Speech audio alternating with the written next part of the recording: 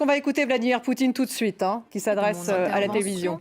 Ce sont les événements en Ukraine.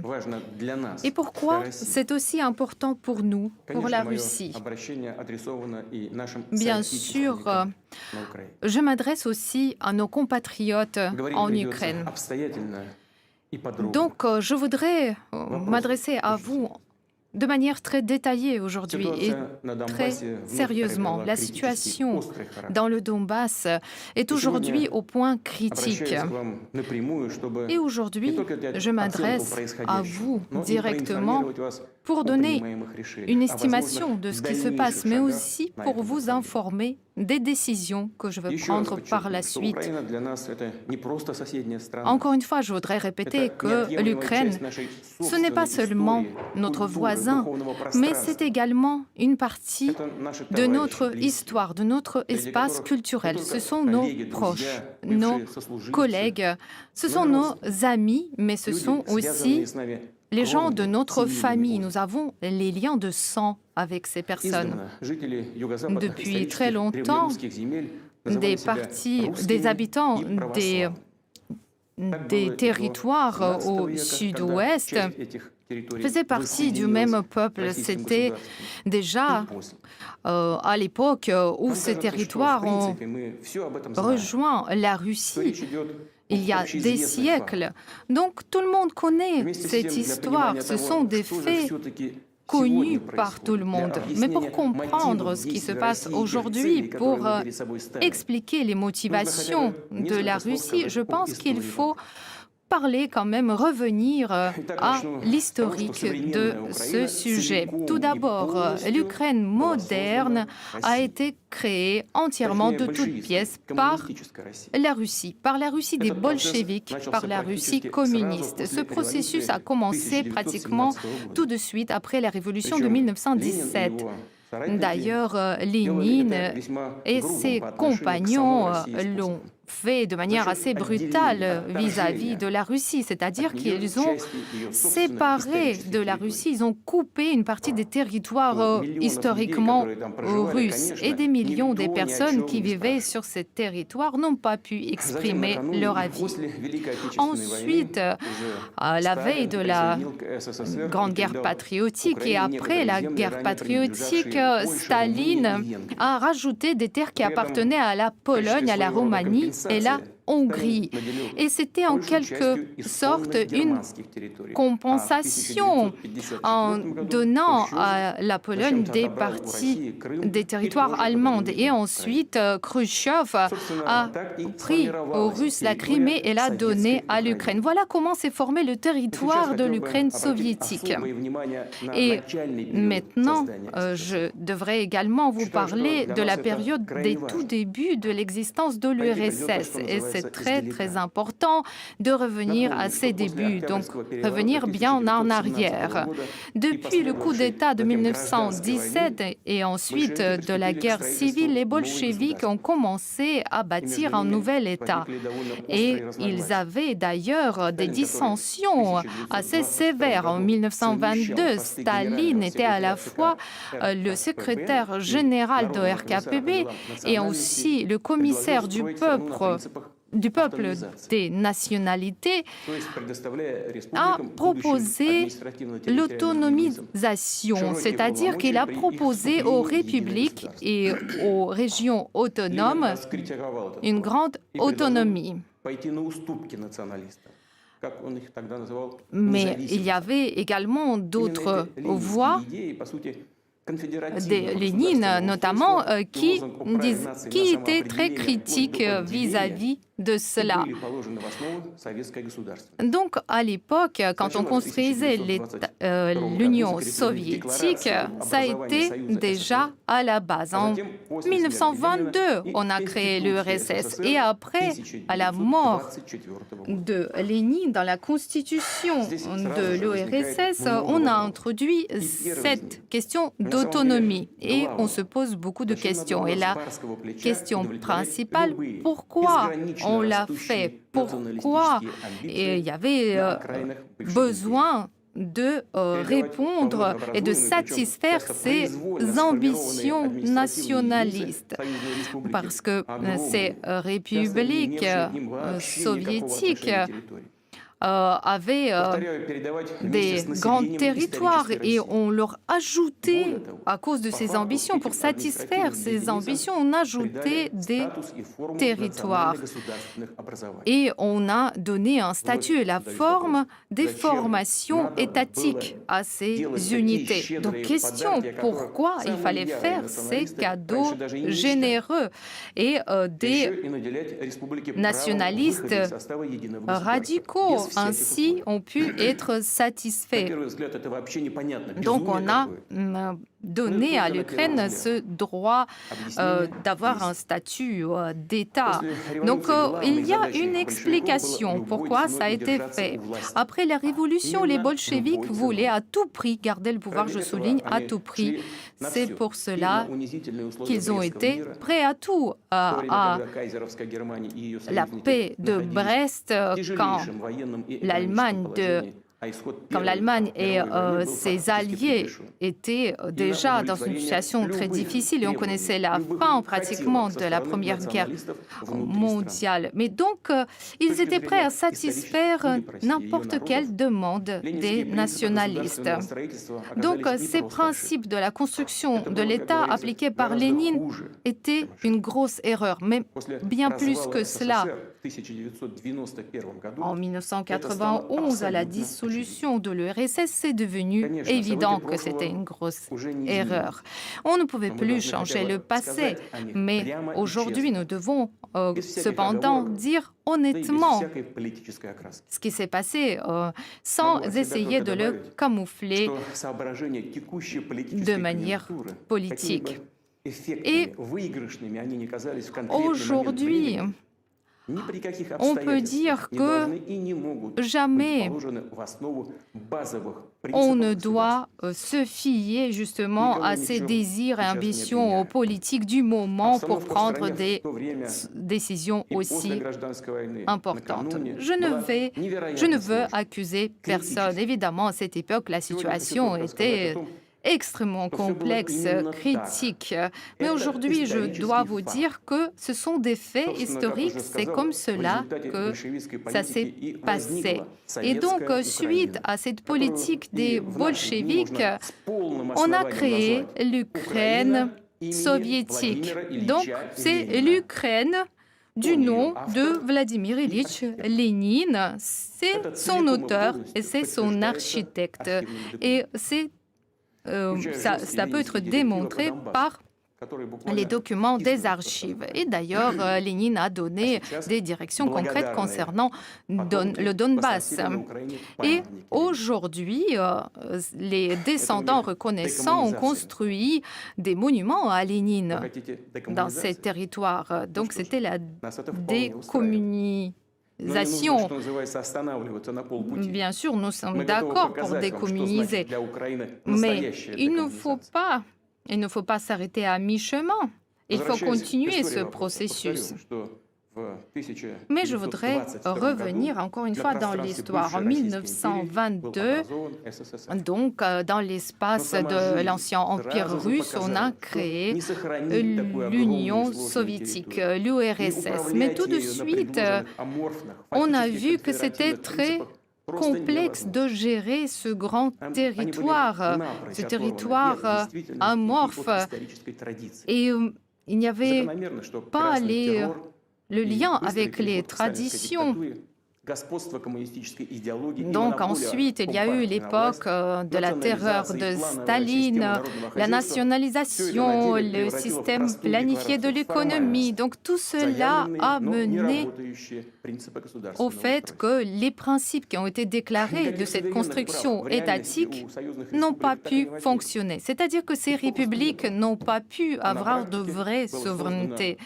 En pratique, ce qu'on a créé, c'est un système très centralisé, donc c'était un État unitaire. Staline a pratiquement réalisé sa vision et non pas la vision de Lénine de construction de l'État.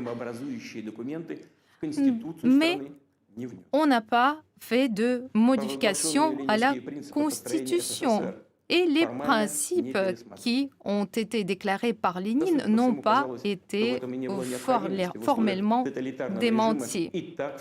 Mais de toute façon, c'était un régime totalitaire, donc cela fonctionnait de toute façon. Et de l'extérieur, on avait une bonne image d'un pays démocratique. Mais quand même, il est à déplorer qu'on n'a pas pu purger toutes ces idées dans les bases juridiques. Ce sont des principes tout à fait fantaisistes. On n'a pas réfléchi à l'avenir, comme d'habitude. Les leaders du Parti communiste étaient persuadés qu'ils avaient réussi à fonder un système de gestion très solide. Ils ont pu régler la question des nationalités. Mais en ce qui concerne les falsifications et les mensonges, il y a toujours un prix à payer. Donc le nationalisme, ce mal, cette maladie a prospecté. Donc c'était une mine qui était posée. Et ensuite, c'est pour cela que l'URSS a échoué, a été démantelé.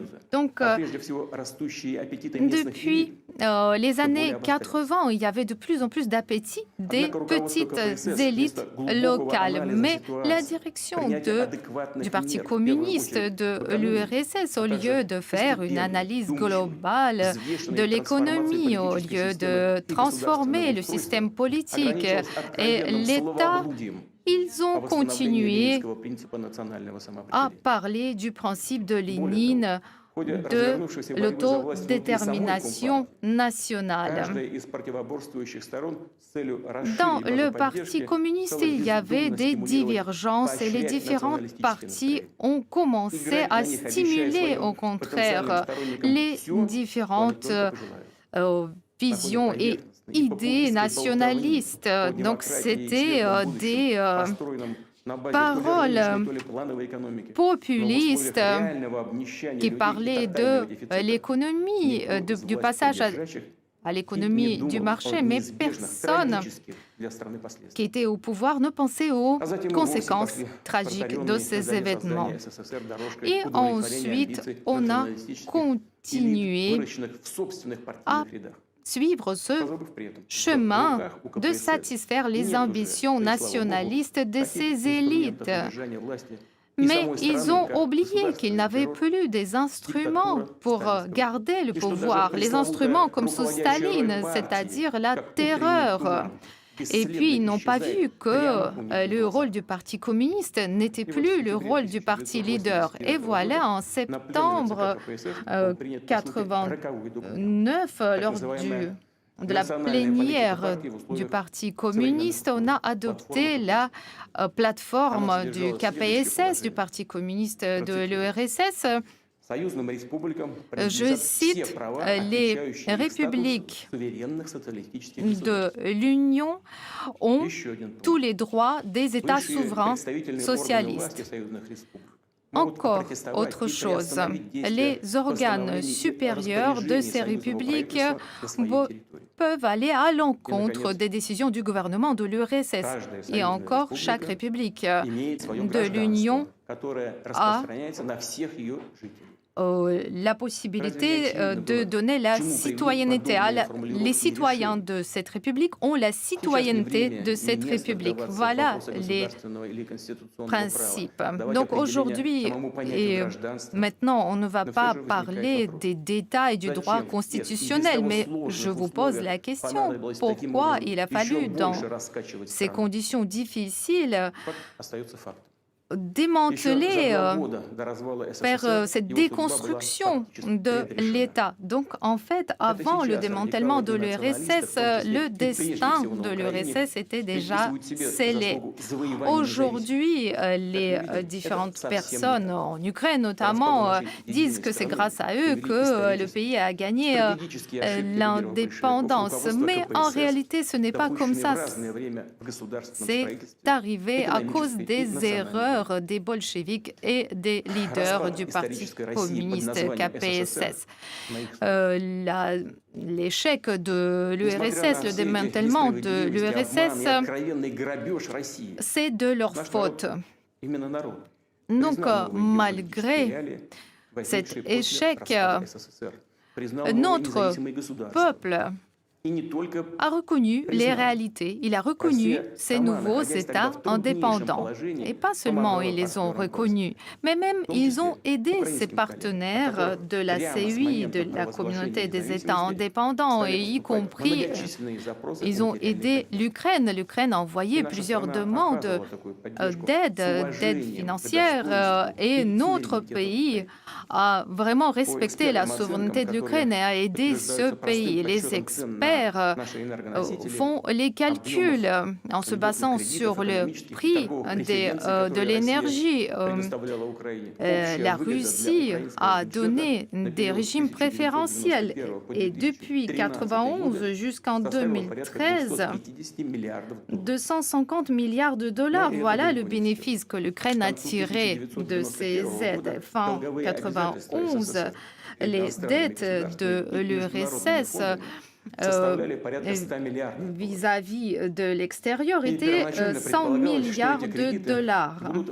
Et au début, il était question que toutes les républiques de l'ex-URSS, de manière solidaire et proportionnelle, allaient rembourser ces dettes. Cependant, la Russie a décidé de rendre cette dette internationale toute seule et entièrement. Elle a fini de le faire en 2017.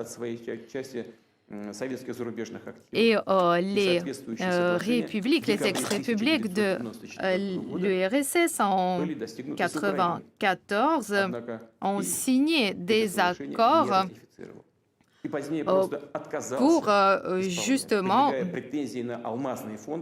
renoncer à leurs actifs. Mais ils ont ensuite refusé, l'Ukraine a refusé de renoncer à ses actifs à l'étranger, notamment en ce qui concerne des fonds de diamants et de devises. Mais malgré tout cela, la Russie a continué à coopérer avec l'Ukraine de manière ouverte et honnête, en respectant ses intérêts. Et on avait beaucoup de partenariats. En 2011, plus de 50 milliards de dollars, ça c'est les volumes des échanges économiques. En 2019, avant la pandémie, nous avions moins de volume d'échanges avec toute l'Union européenne. Cependant, le gouvernement ukrainien faisait tout pour avoir tous les droits dans ses relations avec la Russie, mais ne pas avoir d'engagement. Donc, ce n'était plus du partenariat. C'était au contraire se servir de manière éhontée de tous ces privilèges. Notamment, cela concerne le gaz, tout simplement le vol du gaz. Voilà ce que l'Ukraine faisait. Et on essayait d'utiliser le dialogue avec Moscou dans les relations avec l'Occident, faire du commerce, justement, faire peur du rapprochement, faire peur à l'Occident de se rapprocher de la Russie. Donc, ils ont commencé à construire leur État en réfutant tout ce qui nous unit, en réfutant cette mémoire des générations entières. Il n'est pas étonnant alors qu'on a vu naître la russophobie et le néonazisme. Et cela ressemble aux bandes néo-nazis dans le Caucase du Nord.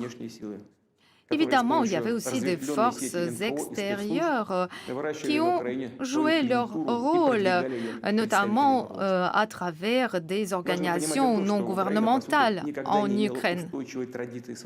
Il est important de souligner que l'Ukraine n'a jamais eu une tradition stable de l'État. Depuis 1991, elle a essayé d'appliquer des modèles extérieurs qui ne se basent pas sur les réalités ukrainiennes. Les institutions politiques et étatiques étaient transformées en fonction des appétits des clans et de leurs intérêts qui n'avaient rien à voir avec les intérêts du peuple. Donc on parlait du choix civilisationnel pro-occidental, mais il ne s'agissait pas de créer de meilleures conditions pour le peuple ukrainien. Il s'agissait de garder pour soi-même des milliards de dollars pour les oligarques, les garder sur des comptes à l'étranger. Et donc, depuis toujours, le gouvernement s'appuyait sur les nationalistes et les radicaux. Et ensuite, il y avait des millions de gens au sud et à l'est qui réclamaient le multilinguisme, par exemple, et les différents politiciens s'appuyaient sur ces personnes et proclamaient leur soutien de l'utilisation des deux langues. Ensuite, dès qu'ils parvenaient à leur poste au gouvernement, oubliaient directement tout cela. Donc, ils oubliaient de renoncer à l'agression et les radicaux étaient de plus en plus arrogants. Ils avaient de plus en plus de réclamations et du coup, pour eux, ce n'était pas compliqué d'année en année, d'imposer leur vision des choses à ce gouvernement, le gouvernement qui était faible. Donc, à la place de leur lutte pour la souveraineté réelle de l'Ukraine, ils poursuivaient des attributs vides de sens.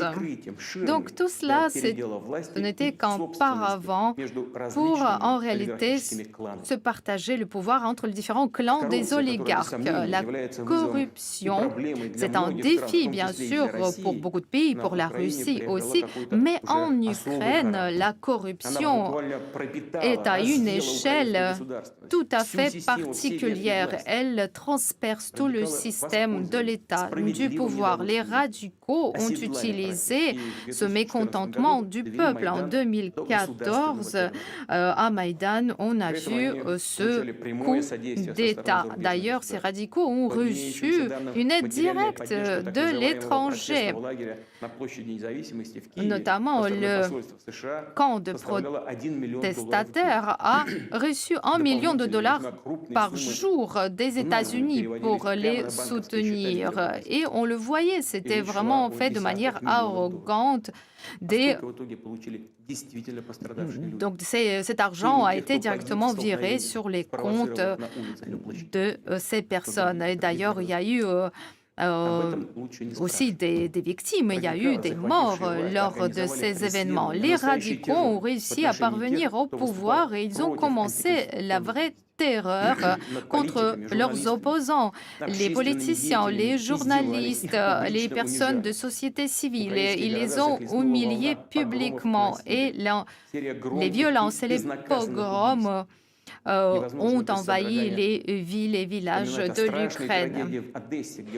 Souvenons-nous de la tragédie d'Odessa, où les personnes ont été brûlées vifs lors des protestations. Et les criminels qui sont coupables de ces actes n'ont pas été retrouvés. on ne les cherche pas, mais on les connaît, on connaît leur nom, on fera tout pour les punir, on va les trouver et on va les traduire en justice. Le Maïdan n'a pas rapproché l'Ukraine à la démocratie et au progrès. Ces forces nationalistes ont au contraire mené l'Ukraine dans une impasse. Et depuis 8 ans, le pays est divisé. Il y a une crise sociale très sévère. En 2019, presque 6 millions des Ukrainiens, cela constitue 15% de toute la population, pas seulement de la population active, ont été obligés de partir à l'étranger pour chercher du travail. Et souvent, il s'agissait du travail non qualifié. Encore en fait, depuis 2020, plus de 60 000 médecins ont quitté le pays dans les conditions de la pandémie. Depuis 2014, l'eau a augmenté, le prix de l'eau a augmenté de 30% et les autres énergies, les autres charges ont également énormément augmenté. Pourquoi cela se passe comme ça? C'est évident. L'Ukraine a vu piller le patrimoine qu'elle avait hérité de l'Empire russe, mais aussi de l'URSS. Et si on prend l'économie et les secteurs comme les secteurs des constructions mécaniques, les machines, les outils, tous ces secteurs sont en déclin. En 2022, on a détruit l'usine de construction des bateaux Antonov. L'usine des avions n'a pas produit d'avions depuis des années. Ou Tiashmash, ainsi que Kremenchuk, de l'acier, le combinat d'acier, sont en déclin. En ce qui concerne le système de transport de gaz, il est très obsolète, ce qui conduit à des risques énormes et à des dangers pour l'écologie. Donc, on voit la paupérisation. Est-ce que c'est ça le choix pro-occidental? Est-ce que c'est cela les promesses qu'on fait à la population depuis des années? Donc l'économie de l'Ukraine est en ruine. C'est un pillage de l'économie et de la richesse nationale. Cela est effectué avec la direction qui vient de l'étranger, des pays extérieurs, mais aussi des forces qui sont à l'intérieur. Donc, grâce aux différentes organisations non gouvernementales, notamment, et à travers les différentes branches de pouvoir, on influence Ukrgazprom, la poste ukrainienne. Il n'y a rien en Ukraine d'indépendant. Les gouvernements de l'Ukraine ont donné la possibilité aux organisations étrangères d'avoir le voix dans le choix des juges. L'ambassade des États-Unis contrôle directement l'Agence nationale de la lutte contre la corruption. Le bureau anticorruption, le bureau du procureur anticorruption et la Cour suprême anticorruption. Donc, il y a un prétexte, c'est aide à la lutte anticorruption. Mais où est le résultat? La corruption prospère toujours plus qu'avant. Voilà les méthodes de gestion et de gouvernance. Est-ce que les Ukrainiens eux-mêmes comprennent ce qui se passe? En réalité, l'Ukraine est une colonie avec un régime de marionnettes. le pouvoir ukrainien se dit patriote, mais en réalité, ils sont en train de détruire la souveraineté ukrainienne. Ils luttent contre la langue russe et le Parlement, la Rada, continue à adopter de nouvelles lois, notamment prenons la loi contre les peuples autochtones. On a fait comprendre à ces peuples, notamment aux peuples russes, aux Russes qui vivent en Ukraine, que ce sont des étrangers. Ensuite, concernant la langue russe est exclue de la sphère publique, des écoles et même des magasins. Ensuite, les fonctionnaires sont poursuivis s'ils ne sont pas conformes aux règles. Les opposants sont poursuivis. Il n'y a pas de vraie liberté d'expression. On connaît les sanctions occidentales contre certains pays, mais les Ukrainiens ont surpassé leurs collègues occidentaux. Ils ont entrepris des persécutions de leur propre peuple. Ou par exemple, l'Église orthodoxe du patriarcat russe également est réprimée. Et nous avons des décisions et des documents concrets. Cette tragédie de schisme religieux est devenue un instrument de la politique. Par exemple, les demandes du peuple ukrainien de dénoncer les lois qui sont orientées contre les personnes croyantes. Donc, bien au contraire, ces lois sont toujours là et on en prend de nouveaux. Et maintenant, je voudrais parler plus spécifiquement de la Crimée. Le peuple, les citoyens qui vivent en Crimée ont fait leur choix. Ça, c'est tout à fait clair. Les autorités ukrainiennes ne peuvent rien dire. Alors, ils misent sur des radicaux, sur des groupes islamiques de diversion. Ils kidnappent des personnes russes. Nous avons des preuves directes que ces agressions se font avec le soutien de l'étranger. En mars 2021, l'Ukraine a adopté une nouvelle stratégie militaire et au cœur de cette stratégie, l'opposition à la Russie et on essaye d'impliquer dans cette opposition des États étrangers. On parle de la guerre.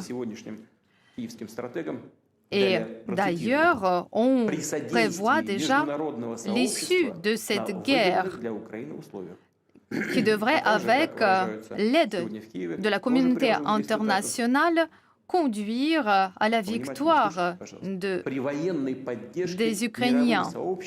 Avec le soutien militaire de la communauté internationale dans l'opposition militaire avec la Russie. Voilà, ça c'est des mots qui sont dans la doctrine ukrainienne. Entendez-vous cela? Également, nous avons déjà entendu des déclarations ukrainiennes comme quoi l'Ukraine est prête à acquérir des armes nucléaires. Et ce n'est pas que des paroles vaines. L'Ukraine a un certain héritage de l'Union soviétique.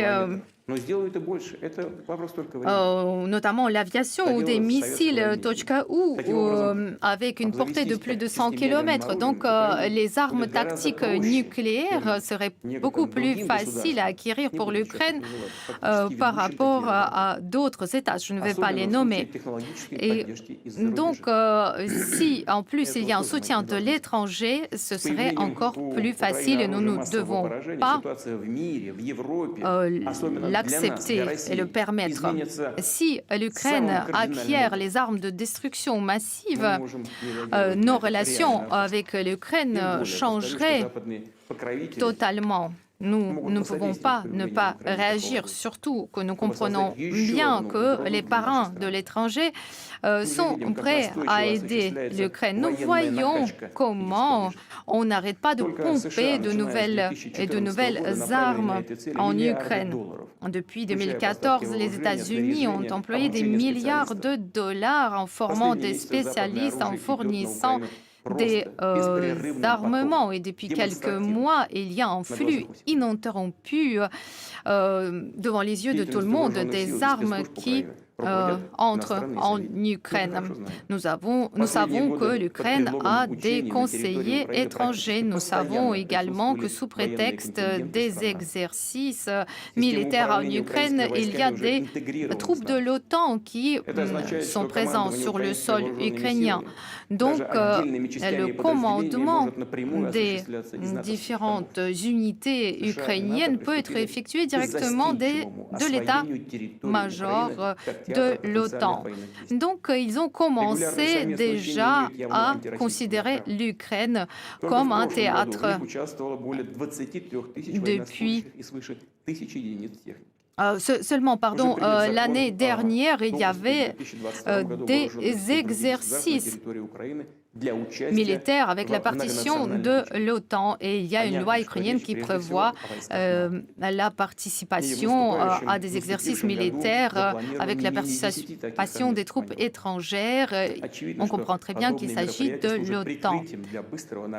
Donc ces événements sont un prétexte pour augmenter la présence militaire de l'OTAN sur le territoire de l'Ukraine.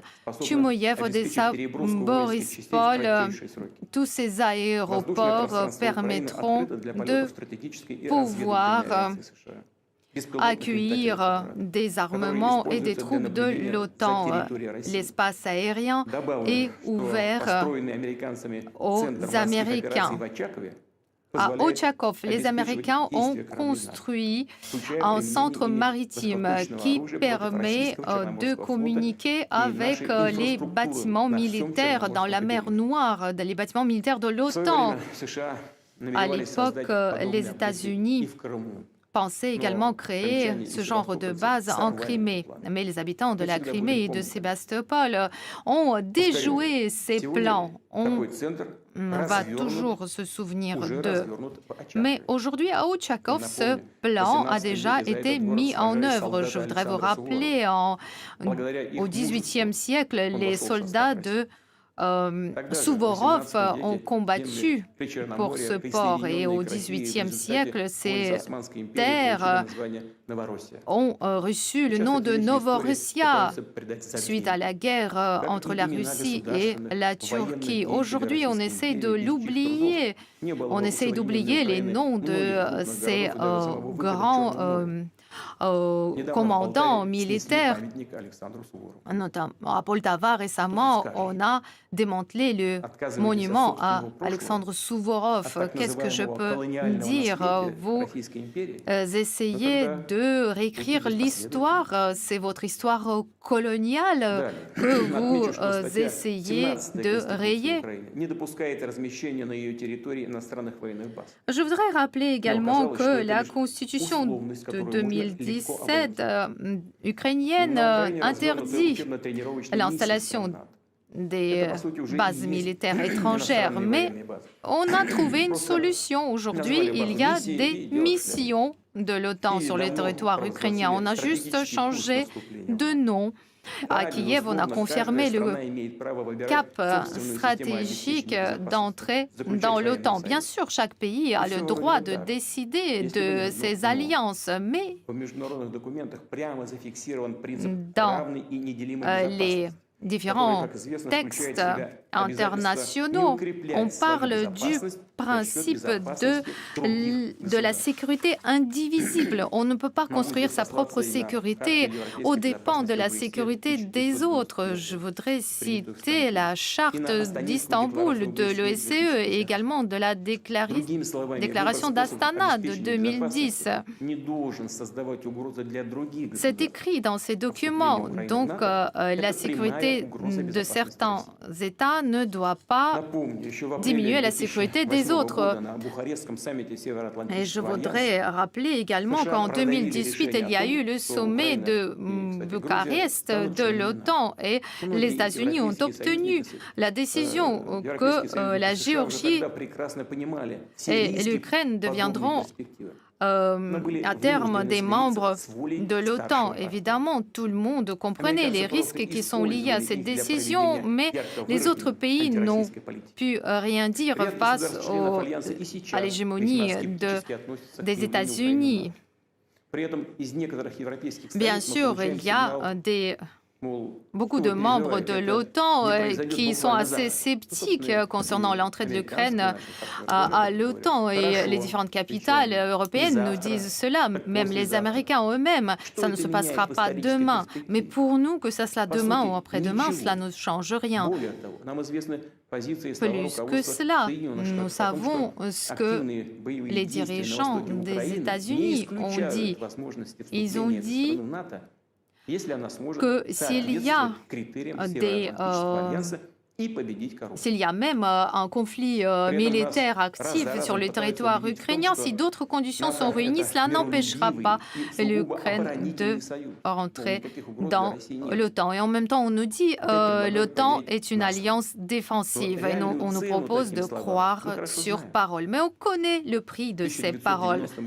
En 1990, quand on parlait de la réunification de l'Allemagne, les États-Unis ont promis à l'URSS qu'il n'y aura pas d'élargissement de la juridiction ou de l'OTAN vers l'Est.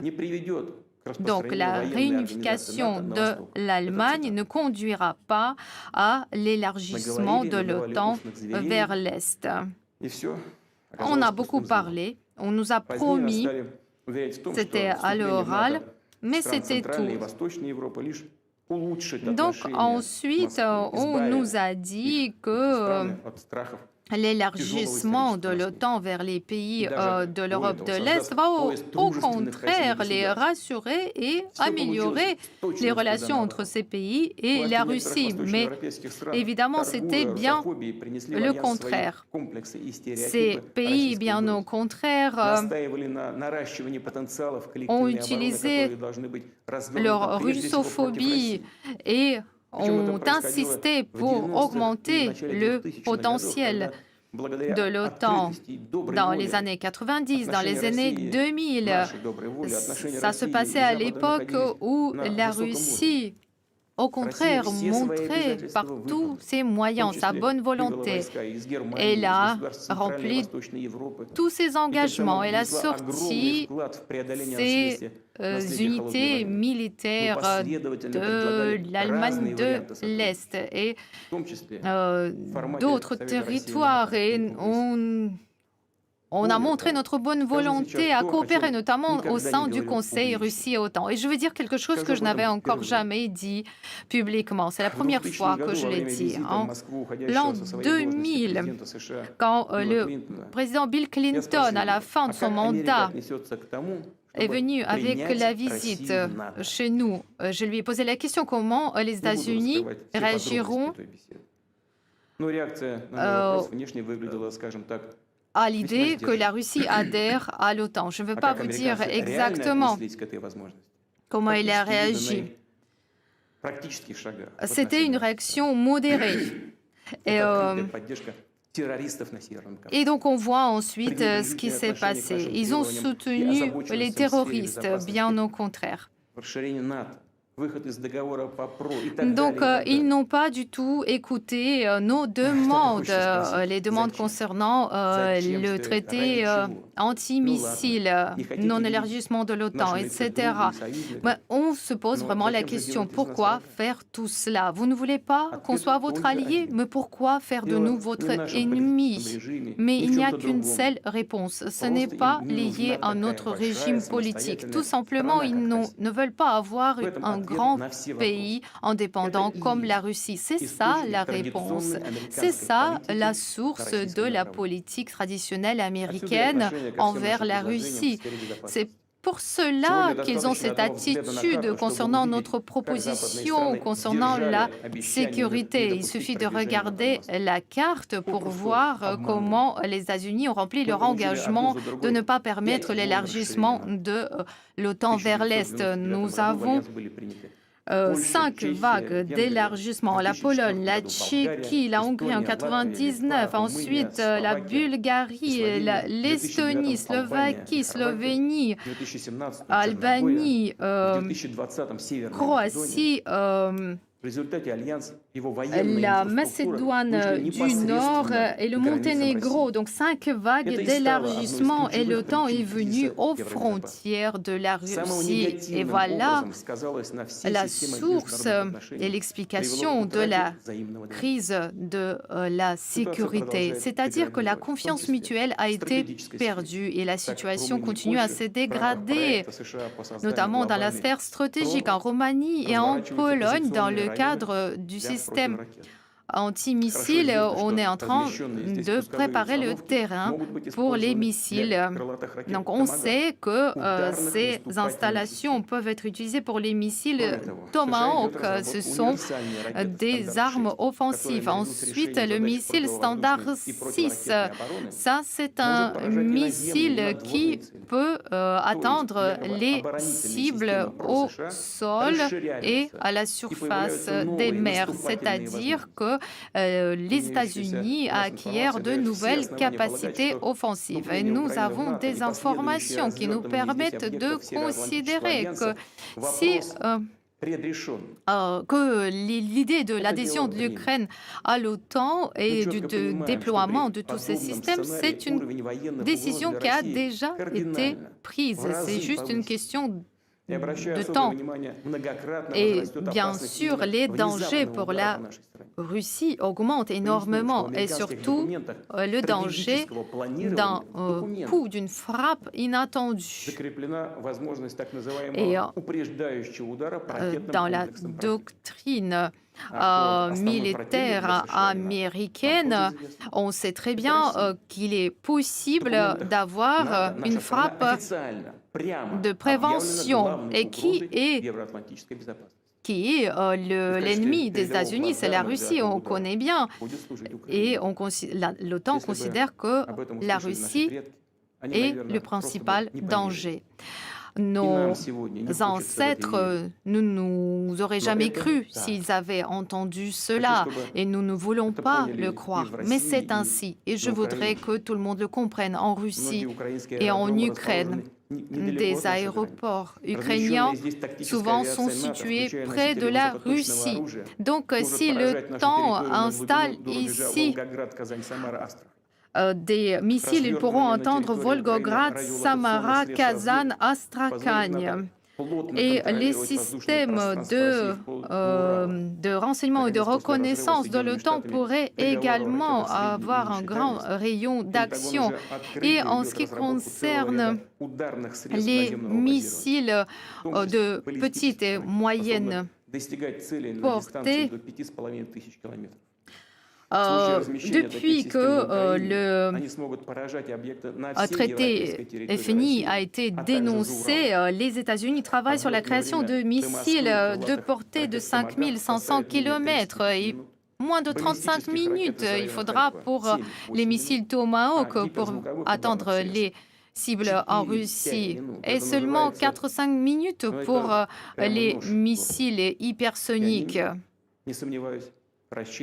Donc, je suis sûr qu'ils espèrent réaliser ces plans, comme ils ont fait quand ils ont élargi l'OTAN vers l'Est en avançant leur système vers nos frontières. Ils ont totalement ignoré et bafoué nos demandes et nos préoccupations. Ils n'ont fait que ce qu'ils voulaient. Et je suis sûre qu'ils veulent continuer à faire comme avant, c'est-à-dire le chien aboie, la caravane passe. Bien sûr, nous n'avons jamais accepté ce principe et nous n'accepterons jamais. Et la Russie a toujours dit qu'il faut résoudre les problèmes les plus complexes grâce à la diplomatie.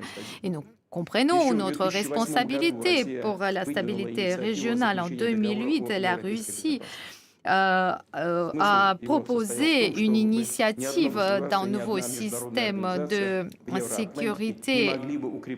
Nous avons proposé justement qu'aucun pays ne puisse augmenter sa sécurité au détriment de la sécurité des autres pays. Mais tout de suite, on a réfuté notre proposition parce qu'on nous a dit que la Russie ne peut pas limiter les activités de l'OTAN et que uniquement les membres de l'Alliance atlantique peuvent avoir des obligations juridiques. Nous avons également transmis en décembre dernier un projet de traité des garanties de sécurité.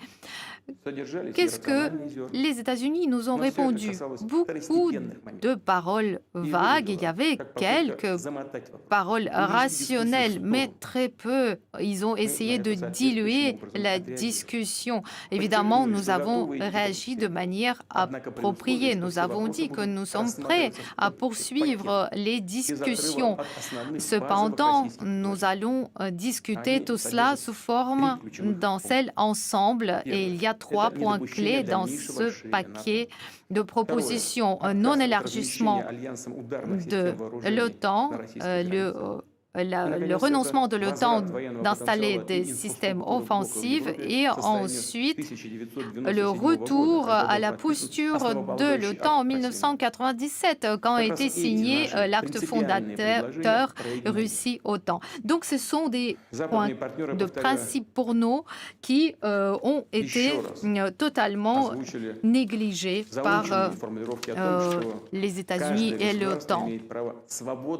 On nous répond évidemment que chaque État a le droit de choisir ses alliances et à choisir sa politique d'assurance de sécurité, mais on n'arrête pas d'entendre cela. On nous répond encore et encore la même chose et en plus on nous fait du chantage avec des sanctions. Mais les sanctions, de toute façon, ils vont introduire ces sanctions lorsque la Russie va renforcer sa souveraineté et va devenir de plus en plus forte. On trouvera toujours un prétexte pour rendre les sanctions plus sévères. Ça n'a rien à voir avec la situation en Ukraine parce qu'ils n'ont qu'un seul objectif de limiter le développement de la Russie. Ils l'ont toujours fait